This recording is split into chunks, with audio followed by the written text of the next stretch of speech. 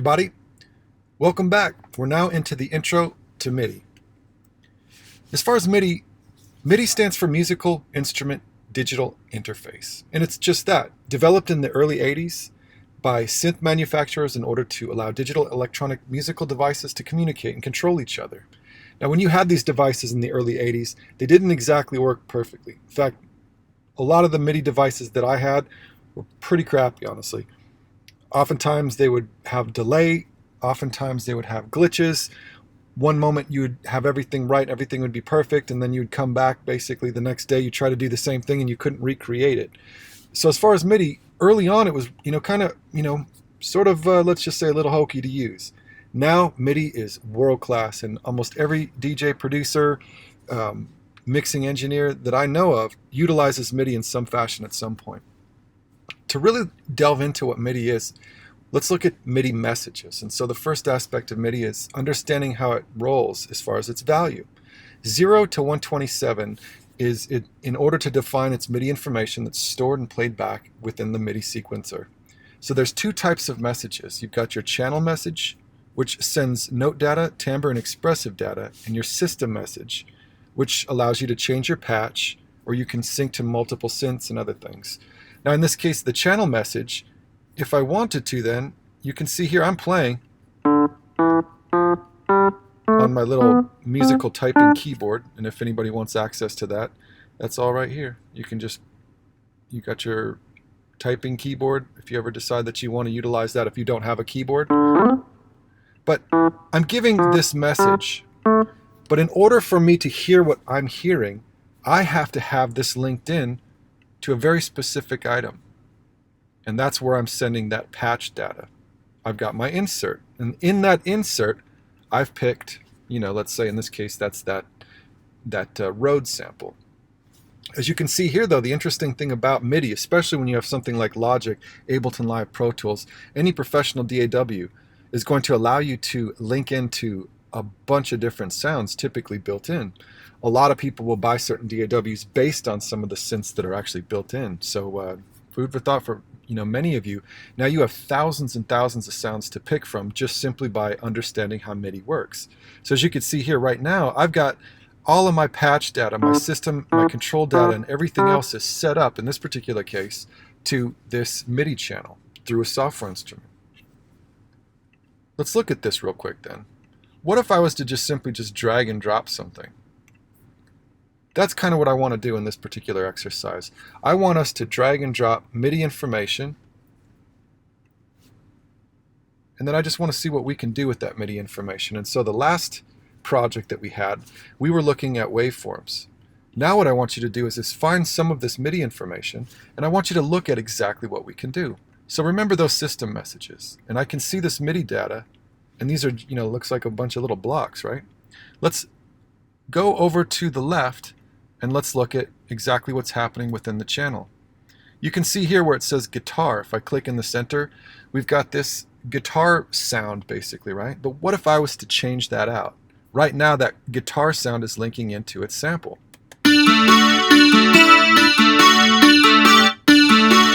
But if I wanted to change that system message, change that patch data, I could come in here and I could make it EDM.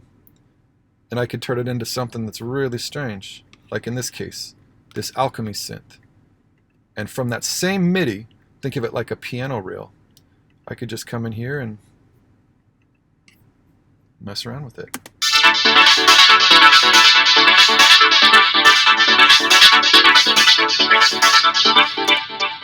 Noting I did not change any of the patch data, or excuse me, I changed the patch data, but I didn't change any of the note data. Everything is exactly the same. If I wanted to change that data, I could. And so that's where we're delving into what we had here. So once I double click on the actual MIDI information, you can see I can change the pitch of each individual note. What's velocity? Well, if I wanted to, then I could change how loud that is too. Watch how if I turn it up, it turns red, or if I turn it down, it goes to blue. So we can basically have control over each individual value. Another fun thing about Logic is, as I'm rolling through each individual note, Let's say, for example, if I don't necessarily know where I'm at within the velocity level, or if I don't want to go to each one, I could actually see this in multiple ways. You can see on the left I've got access to, seeing exactly what note is playing out and how loud it is or soft. I could see what key it's in. If I wanted to, we could quantize, which is essentially just taking everything and moving it, making it perfect to grid. In this case, just clicking a button and then everything will shift just right to it. But I guess the most important part of what we're talking about here is the fact that we have access to all of this data. This is, simply just the basics, but just imagine everything that we've got here and all of the controls that we have. So let's say, for example, like in the last track that we had played, there were a couple notes that I didn't like here and there, so I would have to edit those out. But in the case of MIDI, for example, I could just highlight one note and delete it. Or let's say something's lasting a little bit too long. All of your edit tricks will come into play. I can do everything that I had been doing with editing in this waveform with each individual note now that I understand MIDI basically. So another aspect I want to point out is if you double click on each note, you'll be able to see a nice little pop-up, and that is your event list.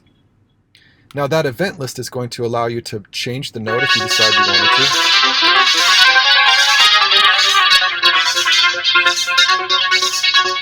Or we could change the velocity level. Pretty much everything that you can see here in the screen, you'll also have access to in your little event window. And you can also see the same aspect here on your event window. So for many of us, as we're programming this through, then whatever loop you pick or whatever you decide that you want to use, now I can actually see these values, and I would be able to tell if something's too loud, like for example here, or maybe here. So as this rolls through, as you can see it in real time, I can make these changes and these adjustments.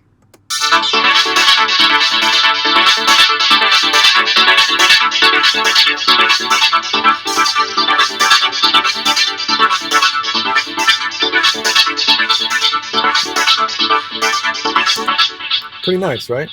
But at the same token, as we always talk, there are, usually 5 different ways to do the same thing. And so in this case, it's pretty much the same idea. Most importantly, we can change our patch data through a software instrument. We can change our MIDI data as long as we double click on what we had here, right?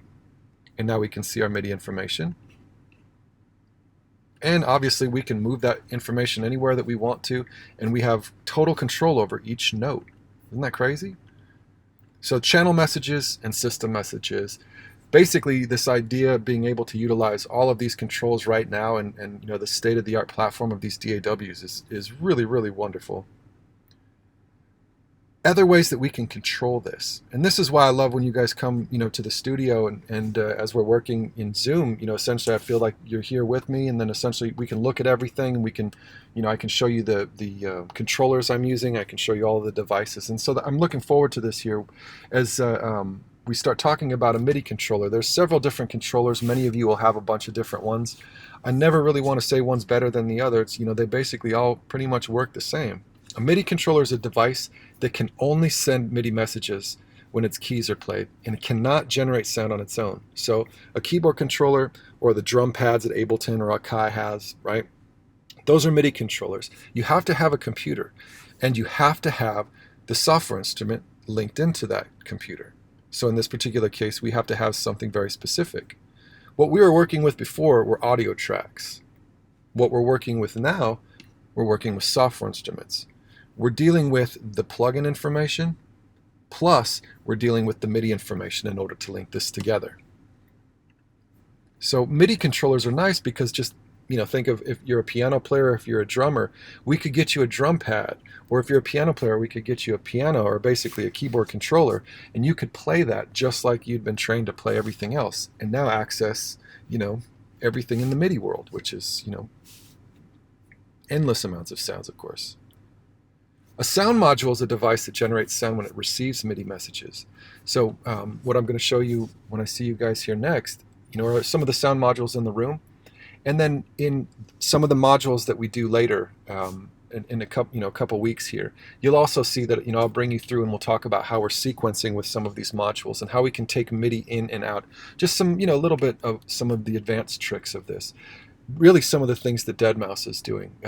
Essentially, you see all of these walls of synthesizers with a lot of these producers, and what they're doing is taking MIDI information from your computer and they're routing it back out through these modules, and then in real time you're messing with the filters and everything else and just having a good time with it. But the most important part is to note that that sound is being basically sending all of that information into those sound modules by way of MIDI. A synthesizer then, and as you guys, many of you have seen already, I've got a bunch of synths, and these are all based on a controller and a sound module that are merged together. So anytime you see a keyboard with the actual sounds coming out and you have to plug it in with 1/4-inch cables and you don't need a computer in order to play that back, that's a synthesizer. And so every once in a while we'll note, there's some confusion between a controller and a synthesizer. Every once in a while I'll have a student that felt that they got ripped off because they didn't realize that they bought a controller and it did, they needed a computer to basically make something happen. In your case, you won't have those issues because you're going to know better, essentially, right? As far as a synthesizer, just remember it's hardware, it's a controller and a sound module that are linked together. What I'm showing you today are plug-in soft synths, and for many of you it may be the first time that we've ever utilized this idea. Maybe for some of you you've utilized this with FL Synth, but you've never seen how Logic rolls. One of the most exciting things for me is when I realized how each DAW is exactly the same, but they just simply have a bunch of different sounds. I kind of felt like a DAW is almost an extension of my keyboard sounds, right? Not only having access to all these cool compressors and EQ and everything. So let's look at this plug-in synth then. Software synthesizers that are used inside the DAW. Their instruments are on instrument tracks, these software instrument tracks. So we just simply insert on that instrument track and we put all of this information in the DAW MIDI sequencer, which is software that allows the user to combine multiple MIDI performances or tracks. And that's what you worked with when we were working with the waveform. So as we work with this next exercise, it's going to be very easy for you to understand where I'm going because you've already come up with your editing skills, and now we're just we're looking and stepping into MIDI. It should be hopefully very, very easy and effortless. MIDI sequencers measure the duration and pitch of each track, right? Obviously, but we have access to time and we have access to pitch in this particular case. So we can divide, in this case, our MIDI in multiple ways. If you look here, let me just kind of give you the next level trick to our editing. Now, I have my loop in this string dream, right? And as you can see here, I've got access up on the top where I can snap this to a grid. That's this guy up on the top where it says smart. Now, maybe you might not want it to be exactly to that grid, so maybe what I could do is put it to ticks. Now, what ticks is going to do is just simply allow me to slide things in anywhere I want to. So it doesn't necessarily have to be perfect. For some of you, that's going to be vital. And maybe for some of you, where you were looking for that and you couldn't find it, and it was probably bothering you that everything was slipping right to it and it just wasn't working perfectly or the way you wanted it to. So now you can note that you have access to every intricacy that you could see. But you notice how I've got my position and I'm moving that region in a very finite fashion. If I go back to, let's say, the Smart tool, I kind of lose that. Everything just sort of snaps right to where it's supposed to go. Don't get me wrong, in most cases that's a good thing. But what if you're working with a record, an analog record that's not necessarily perfect in BPM, right? Or kind of has a nice little sway to it. You're going to probably want to utilize this trick and understand some of these ideas. But that also holds true down here, my friends. All of these parts that were played in when we got all this fun, these were not quantized. This was played in by someone. I just, dragged this in from, this guitar thing or the string dream. So you can see here that this also has a grid where it says snap. So it's going to snap basically within that grid and get us right to that point. But some of you may not necessarily want that, especially as you're working through, or if you're players, as you take, hopefully if you continue on in Cypress, you're going to be taking some of these piano classes. you're going to want to play some of this in. It's going to separate you out. It'll hopefully help you create a nice little swing. Now let's go to this idea, just like what we were talking about, and see if we can't really, get these things where we want them. Check it out. Isn't that nice? We've got total control over our edits. But in that case, if we're looking at what we're talking about, this is our time base. So obviously, sequencers divide time into bars and beats, or smaller units called ticks. And in this case, that's going to be your smaller unit. In Pro Tools, for example, it's essentially we're just slipping things in. But in this case now, as I've got my Smart tool, you see it locks things right to the bar and right to the beat. For the most part, again, I really feel that that's probably about the way that you're going to want to roll, especially if we're grabbing from these bins, because they're pretty nice. I would have to admit, they're for the most part, they work really, really well. So don't worry too much, unless of course later on we're going to be worrying about it, because we're all going to be doing custom, right? So in this particular module, of course, this is just simply getting started.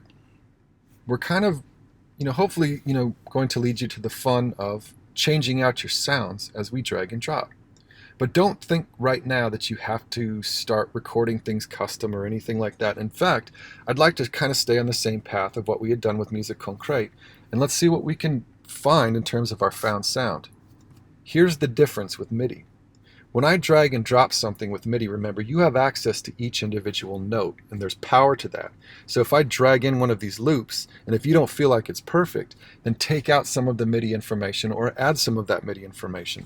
But the point in this particular case is that you'll be able to see that these found sounds that are here, and finding MIDI found sounds, it's not necessarily going to be easy, because as we were talking, you're going to have so many different choices. So please don't grab blue loops this time.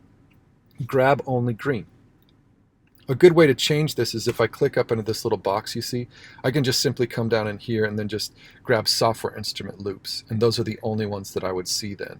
And then I can just roll through here and just see, it looks like there's about 6,000, there's a bunch. But try to use as many of those software instruments as you can. Just stick with those, and let's see what we can find. And so essentially, as of right now, think of this as just like the other exercise, only in this particular case, we're going to try to utilize as many MIDI loops as we can, the green MIDI loops. So just on the same idea and the same path that we had talked about, let's create a new session, save it in our folder. This time we're going to call it MIDI. Of course, make sure you've got your name on it. We're going to utilize the things that we've learned. Our trim tool, our split tool, join tool, copying, pasting, everything that you've done at this point. Again, don't think that I'm going to be rolling around and giving you extra credit or giving you less points based on how many buttons you push. The idea is that it's based on our music, right? And so what you're going to put together, 2 different MIDI drum loops, just like what we had talked, and then hopefully you'll be able to find some nice bass lines, MIDI bass lines, find some keyboard lines, some percussion, and just keep adding certain things. And so in this case, then we're going to be looking at our project. We're going to bounce that project, just like what we had done before, or what we had done before in terms of our MP3 file. And when I see you guys next, we're going to talk about exactly just on the same path. We'll talk about what we can do to mix, what we can do to change some of these sounds. But just to get you started on the path, let me just start rolling here, and I'm going to just start dragging and dropping. Let's kind of get going here on, maybe a nice little kit, if I can find a nice little drum kit or something. Let's see what we can find.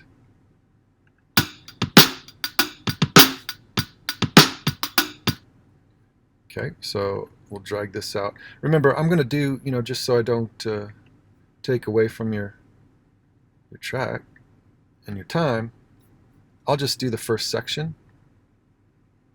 And so we can see our bars and our beats.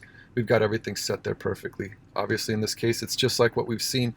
It's grayed out, of course, as we drag that out. So Control L is going to make those whole clips so we can get to those edits. If I feel like I wanted to change out anything on that drum, what do I need to do? Just simply highlight it out. Let's say in the intro, I don't want the kick drum. We can easily customize this now, right?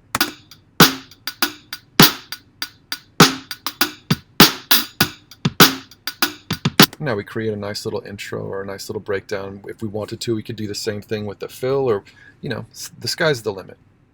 Here's another fun thing. There's our drum. This is where the, you know, I guess in this sense, the processing begins in terms of MIDI. Let's go over to essentially why this drum is working. Well, I have the track that we've created, right? I can see this through my inspector, or if I wanted to, I could hit Command 2 and I could see every track, obviously, right? There's the drum kit. That's okay. But what if you wanted a different drum kit? You could easily change that. So let's go over, remember, bypass to the left. If we click to the center, we can get to the plugin. If we go to the right, we can see all of the sounds. Well, now what I want to do is go to my drum kit designer. I'm going to hit stereo. Now I actually get a drum kit. Look at this. So what I'm going to do is I'm going to go through each individual drum and to see if I can't find something that maybe might be a little more powerful. So here's our kick drum to start with. Once I click on the kick drum, you can see I've got some options. And that's the one we want. Now, I'm going to tune that drum. In a kick drum, we might want to tune that down so we can get a little more bass out of it. Right? If I go crazy with it, not too bad, but let's be subtle. And then what if I wanted to turn that up a little bit? I've got gain. Isn't that interesting? Kind of like the compressor we were talking about. The only difference in this particular case is we're shaping the tone before we even start recording or using it. Now let's go to the snare drum, this guy right here. Change that out to whatever you decide. Now, let's say we want this higher in pitch. Move and tune that drum up. And let's just say we're happy with that. And on and on and on. I could just keep tuning things, going throughout each individual drum we could tune. Isn't that cool? So, with what we've just processed, I've made this drum sound and I've made these drum samples better than what we started with. Now that doesn't take away from the MIDI information. All we've done is just simply enhance the sound.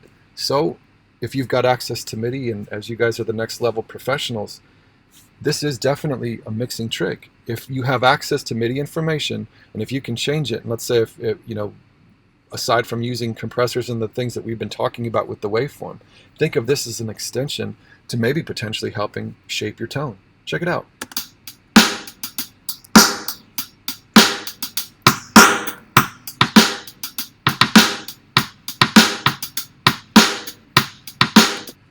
Okay, so we'll keep on going then.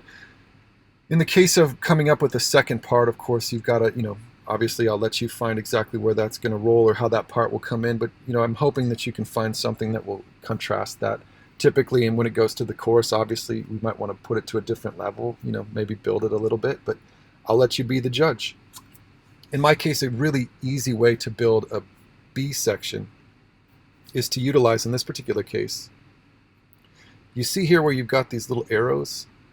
I can just come in here and I can pick a different section, and maybe potentially that will help me build. So very quickly then, I'm just going to option drag one of these over once it comes to my chorus, and now I'm going to, instead of having it be that one, I'm going to have it be a different one, so that hopefully it sounds like it goes to a different spot.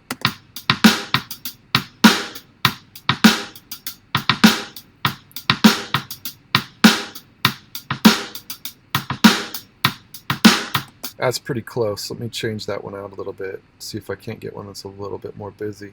See what this will do.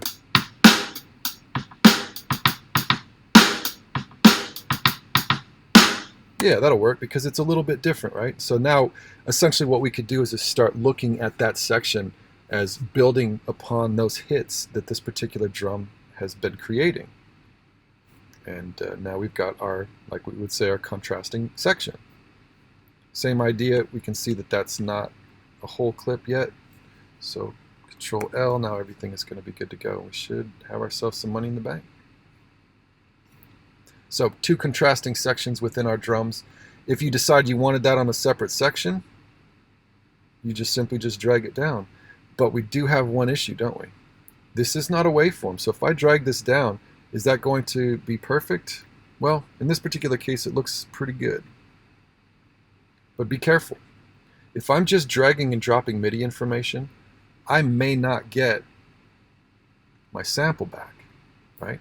So if you don't hear something and you've got the MIDI here, the first place that you're going to go is where you're inserting your sample here, right? So your instrument slot on this side is basically where everything is going to be set. Now, if you wanted to, you could go as far as taking that drum information and turning it into a synthesizer if you wanted to. Let me show you what I mean. Well, I'm going to take that drum kit, right? And maybe potentially now I could start building a nice little bass line. It doesn't necessarily even have to say bass. I could just try to find something, but in this case I'm just going to grab something real quick. So, 80s dance beat, of course, nothing funnier than that for me. I'll take it. You hear the sound and you think, oh man, what is that, right? Well, I certainly wouldn't write home about it. But I feel confident that that line is going to work because I know it's just simply MIDI information. We can always change the sound.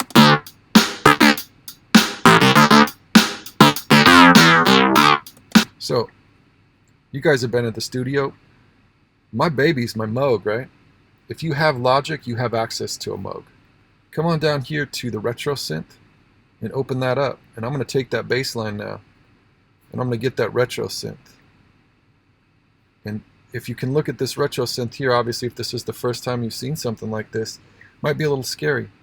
But believe it or not, there's nothing to this. And the more that you look at this, it's going to be really, really simple. So in the case of that sound, let me just roll this in a cycle. I could change out the tone of this sound. We have two different sounds to make this one sound. Or if I wanted to, if I go to oscillator 1, the sound's only coming out of this area.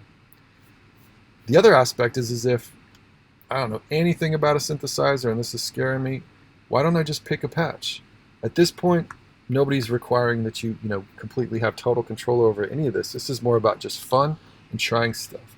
So just pick something. In this case, I'm just going to go to like this weird punchy bass, and you see it gives me this nice little motion. In this case now I'm going to just go to the middle so it's picking both oscillators. But check it out.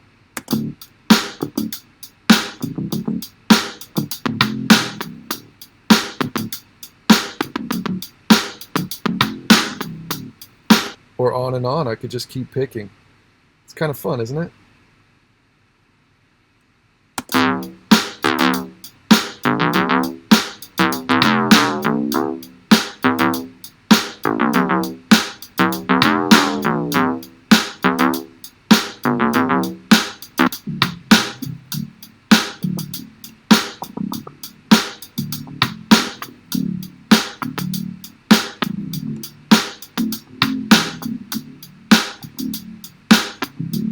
Well, on and on, we can keep going, but as you can see, with a little, little time, you could really dial something in. World class, for sure. And I'm just simply using the MIDI information that they've got there, so drag and drop that MIDI, and we've got ourselves some money for a bass line potentially, right? Now, as you can see here, I could also do the same trick. I could just simply use what we had just talked about, right? Drag and drop a different line from that same information. And now I can use that same synth sound for that side of it.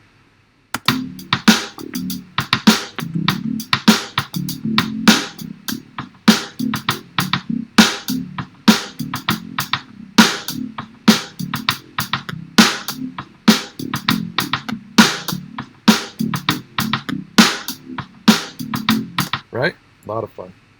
Now, next up, obviously, I don't want to give you any rules, of course, but let's just try to find some type of a keyboard sound, maybe a piano sound, something like that. Now it's going to be really easy in this world, of course, right? So really find anything. You're gonna love it. Now I've got a bunch of synth stuff here, but it doesn't have to be what you think. I'm going to do something a little bit different here. Check this out.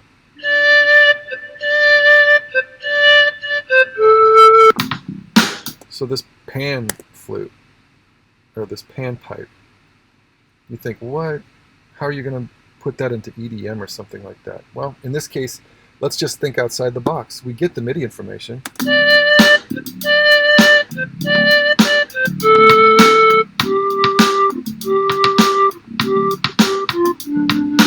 Okay, not too bad. But let's change it. We're not going to use these pan pipes. We're going to use something a little strange. So I'm going to come in here, and this is alchemy. Or I could come in here and I could use anything that you see here. It's all open. There are no rules. I'm hoping that I'm just kind of, getting you to gravitate to try things. What I'm going to do is just come in here to just mess around a little bit. See what you think here.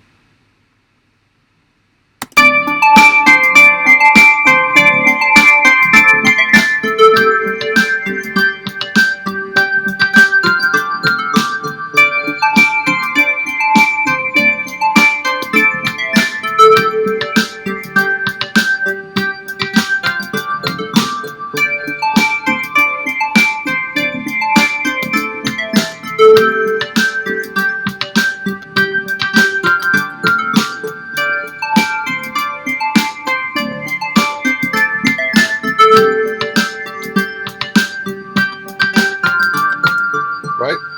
Imagining that maybe that's the part that we're looking for, or maybe I can come up with,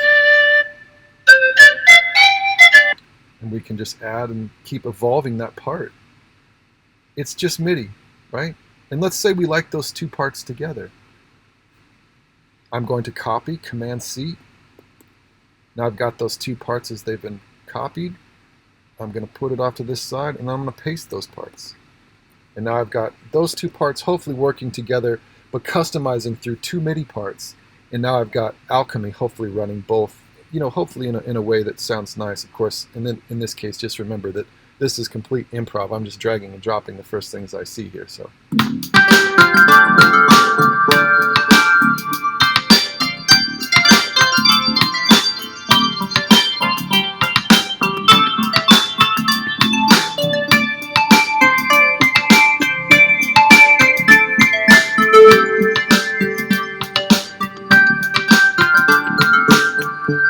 Well, with just a couple parts, I think we're really getting there. And most importantly, in this case, obviously being an exercise, you can see now if I wanted to, I could fine-tune each individual note. I could go into, obviously each edit.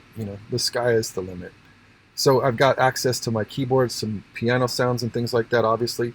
Maybe if we wanted to, we could start looking at some percussion. In this case, I might just see, I think I've got some some beach shakers maybe.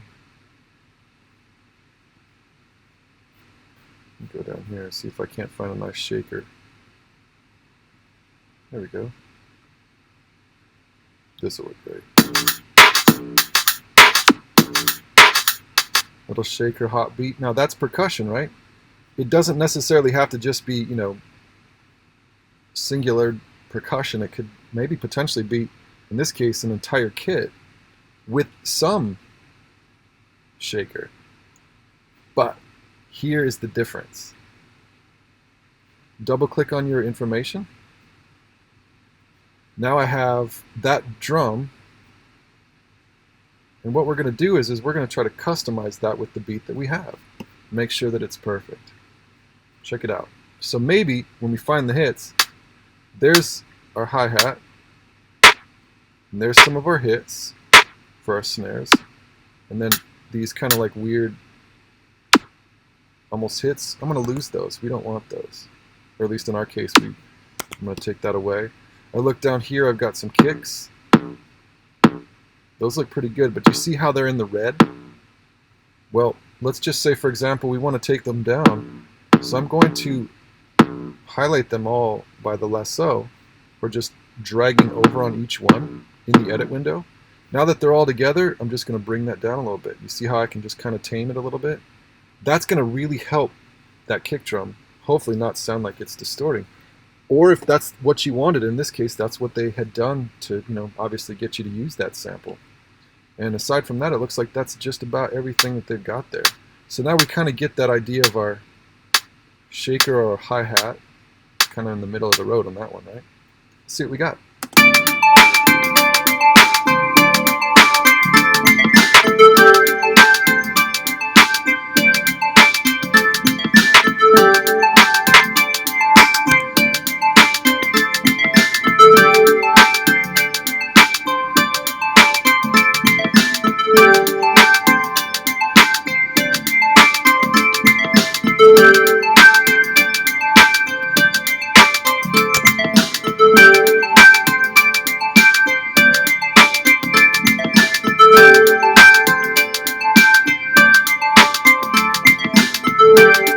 So I think that now we've got the MIDI custom to exactly what we want.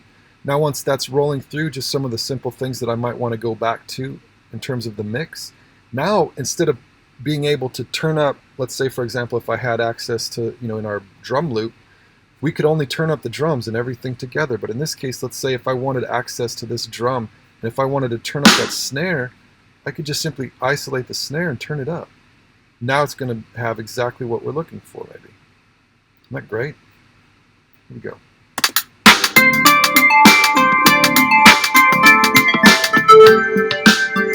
And now I missed it, of course. So we'll put it back in. There's our percussion element. I'm totally down for whatever you decide that you want to do with anything else on top of this, obviously. But please just simply try. That's all I ask, right? We've got access here now to just a couple tracks, but listen to how big we've already got it.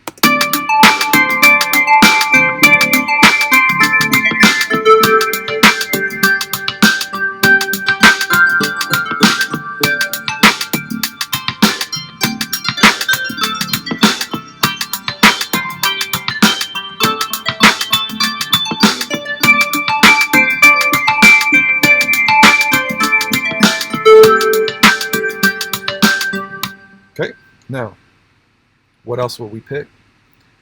Whatever you decide in the sense, in my case of what I'm hearing here, maybe potentially we could just look for some, fun stuff. It could be anything that you want.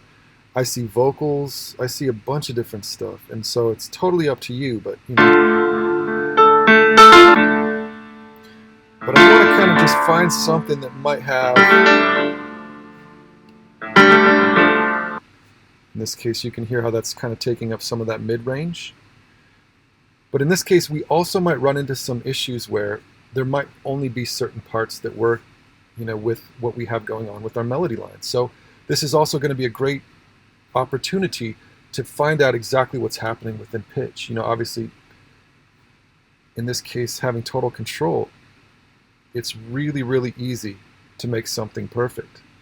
And so I would say, go through it. In this case, I'm just going to find that loop and roll through that loop and make sure I'm getting that loop exactly the way that I want it in this case. Then I'll copy and paste that loop. Let's make sure that it's right, and I'll do this in real time as we roll through and see if we can't get something perfect here.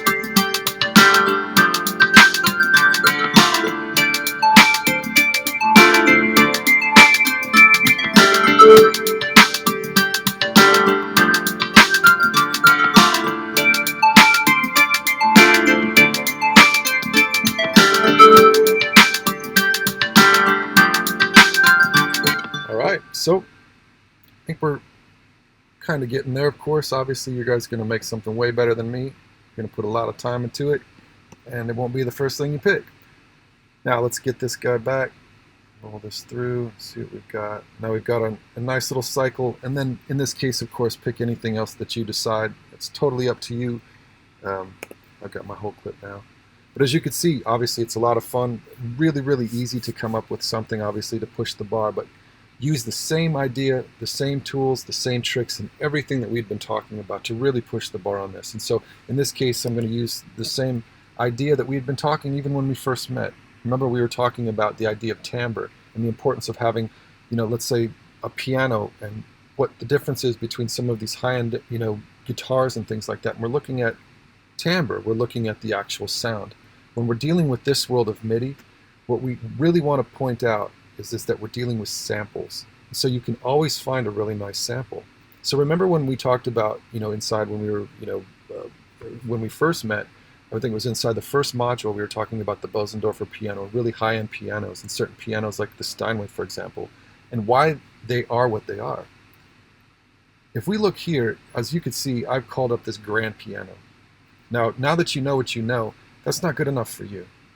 We want something that's better than that. And so in this case, then, I'm going to be looking at, in this case, of a sampler.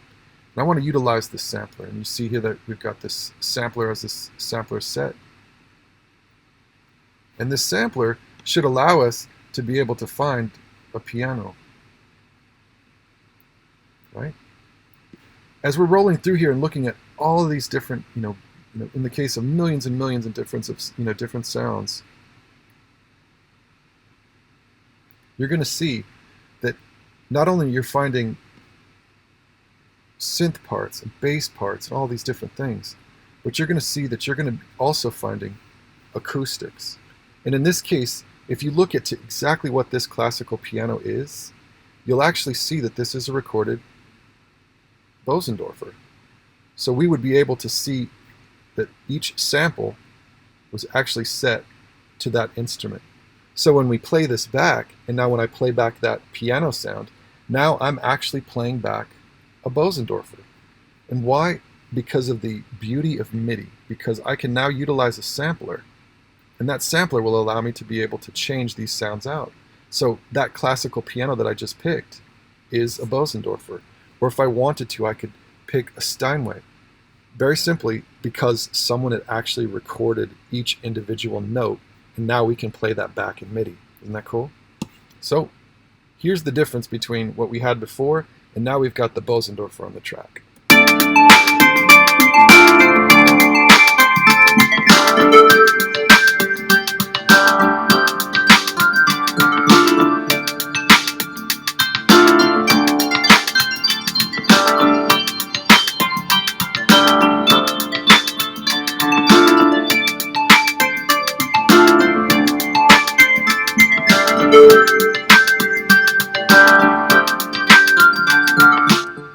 Or you don't want to use piano?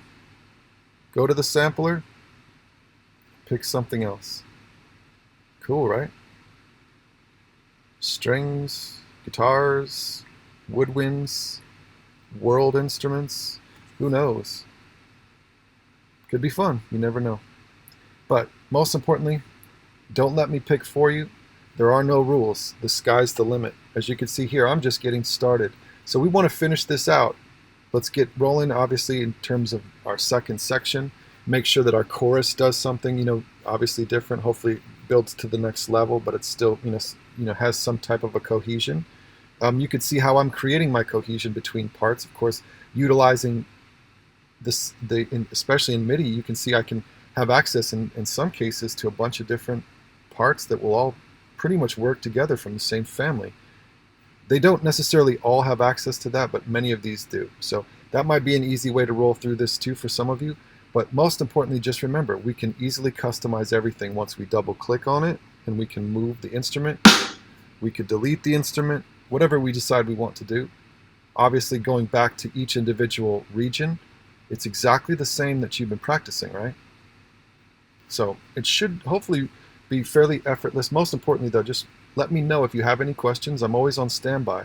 And again, I'm excited to get started on MIDI. I feel that you're going to find this is very, very powerful. So again, thank you, and hopefully we'll see you guys soon. Take care. Let me know if you need anything.